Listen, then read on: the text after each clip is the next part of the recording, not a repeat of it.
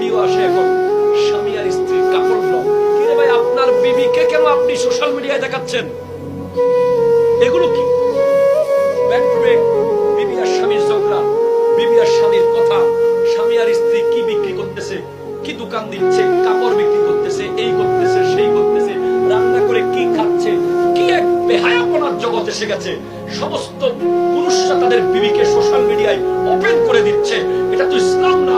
ইসলাম তো পর্দাকে ফরজ করেছে, ঠিক কিনা কথা বলেন? আমরা শুধু ওয়াজ শুনেছি।